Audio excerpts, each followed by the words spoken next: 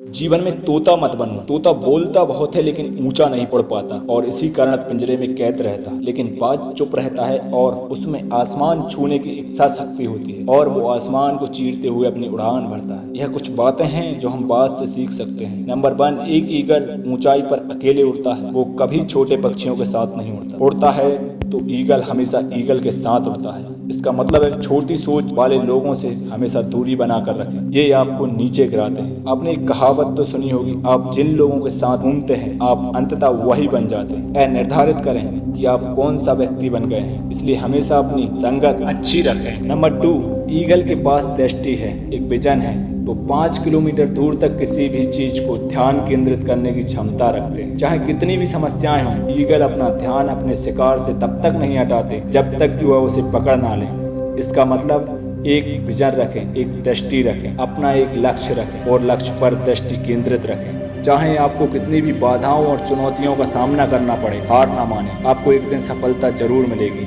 Number 3, eagle निडर है। एक ईगल कभी भी अपने शिकार की ताकत या उसके आकार के सामने आत्मसमर्पण नहीं करता। वह हमेशा अपने शिकार को पाने या अपने क्षेत्र को फिर से हासिल करने के लिए लड़ाई लड़ता है। मतलब है कि आपकी समस्याएं कितनी भी बड़ी से बड़ी क्यों ना हो, हार ना माने, बल्कि उन समस्याओं का सामना करें। सफल लोग निडर होते हैं, वे समस्याओं का डटकर सामना करते हैं। नंबर 4, ईगल दृढ़ होते हैं। ईगल को तूफान पसंद होता है। जब आसमान में बादल एकत्रित होते हैं, चील उत्साहित हो जाती है। चील खुद के पंखों व खुद को ऊंचा उठाने के लिए तूफानी हवा का इस्तेमाल करती है। एक बार जब उसे तूफान की हवा मिलती है तो चील खुद को बादलों से ऊंचा उठाने के लिए उस भयंकर तूफान का इस्तेमाल करती है। इससे बाज को उड़ने और आराम करने का मौका मिलता है। इस बीच अन्य सभी पक्षी घोंसलों में पेड़ की शाखाओं और पत्तियों में छिप जाते हैं। इसका अर्थ है कि उपलब्धियां हासिल करने वाले चुनौतियों से डरते नहीं हैं, बल्कि वे उन चुनौतियों का आनंद लेते हैं और अपने को मजबूत बनाने के लिए उनका उपयोग करते हैं। नंबर 5, ईगल कभी भी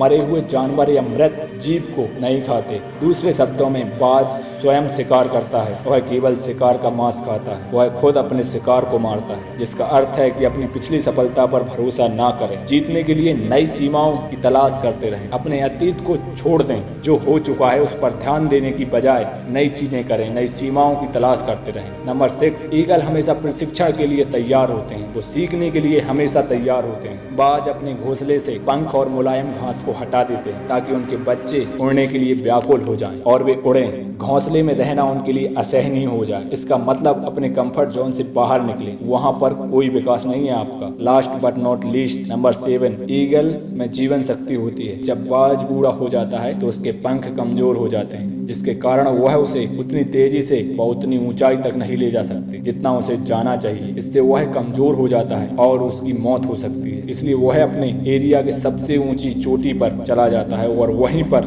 कुछ न कुछ खाता रहता है, जिससे उसके पंख कमजोर हो जाते हैं और उसकी चोंच और पंजे चट्टानों से घिसकर टकराकर टूट जाते हैं। जब तक कि वह पूरी तरह से लहूलुहान नहीं हो जाता, अपने पंखों को निकाल नहीं देता। यह उसके लिए बहुत दर्दनाक और खूनी प्रक्रिया होती है। फिर वह उन चट्टानों में छिपा रहता है जब तक कि उसके पास नए पंख, नई चोंच, नए पंजे नहीं आ जाते और फिर आसमान को चीरते हुए ऊंची उड़ान भरता हुआ बाहर आ जाता है, पहले से कई अधिक जोश के साथ। इसका अर्थ है कि हमें कभी कभी पुरानी आदतें, पुरानी हरकतें छोड़ने की आवश्यकता होती है, चाहे वह आदतें कितनी भी कठिन ही क्यों ना हो। जो आदतें हम पर बोझ डालती है, हमारे जीवन में उन आदतों का कोई मूल्य नहीं है, उन्हें छोड़ देना चाहिए। इस वीडियो को देखने के लिए धन्यवाद और अधिक मोटिवेशनल वीडियो देखने के लिए वीडियो को शेयर करें और चैनल को सब्सक्राइब कर लें। धन्यवाद। जय हिंद।